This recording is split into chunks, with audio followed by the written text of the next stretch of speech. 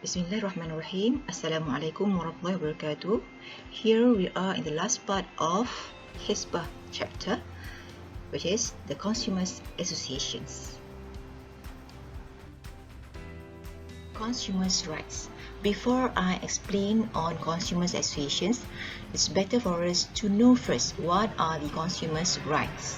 This is important. Why? Because the consumers' associations were established in order to protect these consumers' rights.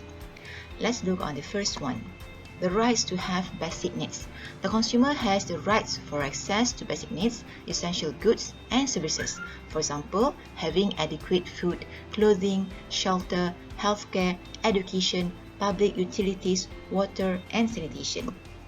Second, the rights for safe goods and services. The consumer has the rights to be protected against products, production processes, and services that are hazardous to health or life. Third, the rights to obtain information. The consumer has the rights to obtain correct and right information to assist them in making right decisions. Fourth, the rights to make choices. The consumer has the rights to select from a variety of goods and services offered at competitive prices and satisfactory quality assurance.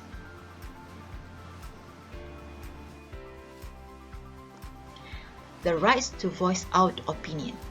The consumer has the rights to voice out to ensure that his or her interests will get due consideration in the formulation and implementation of government policies, as well as in the development of goods and services by the manufacturer.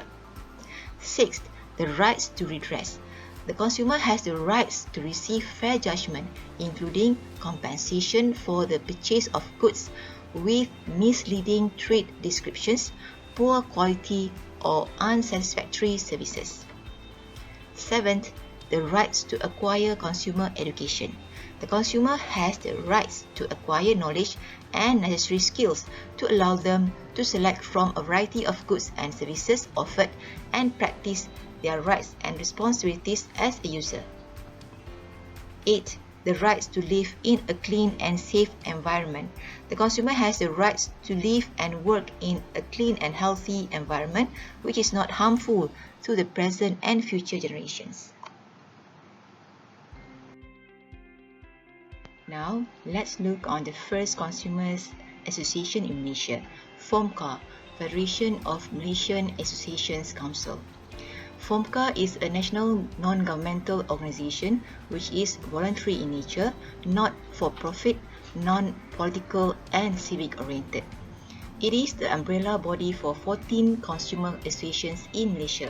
Among them are Persatuan Pengguna Perak, Persatuan Pelindung Pengguna Kelantan, Persatuan Pengguna Standard Malaysia, Persatuan Kebajikan Pengguna Johor, Forum Air Malaysia and Persatuan Pengguna Penyelidikan Kesihatan Malaysia.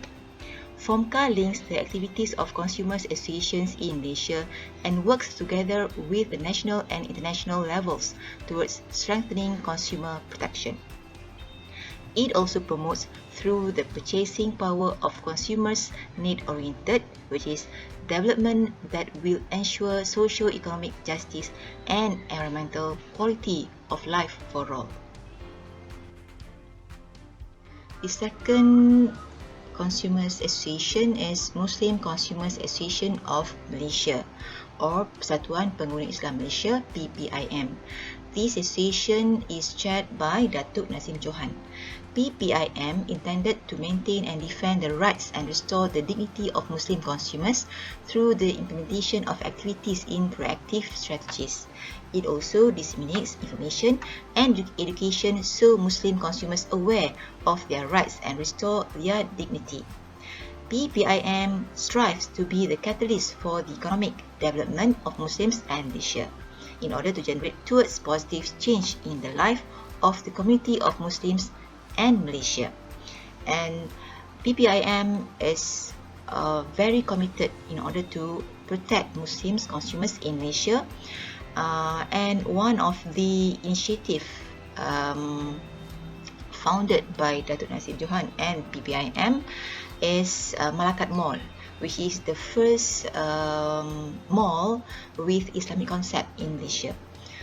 So this is the new, and it's very inspiring and encouraging for Muslims, yeah, in order to help Muslims, because the mall not only produce or provide halal foods or halal products or sell halal products, but also selling products produced by Muslims. And these are among paper cuttings that show the effort by PPIM in order to protect the consumers' rights. For example, here the paper cuttings show about the effort of PPIM to stop the selling of liquor, because we can see that now there's so many cases, car accidents that involve drunk drivers.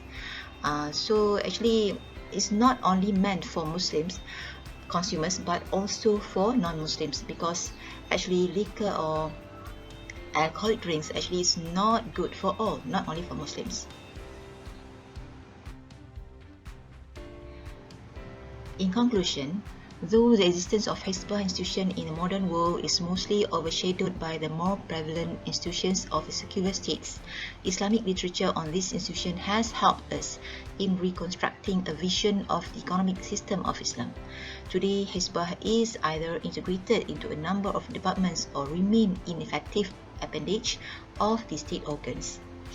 That's why government intervention is considered necessary, especially when a problem can jeopardize the faith, life, intellect, wealth, and lineage of the people in the economy. That's all. Thank you for watching.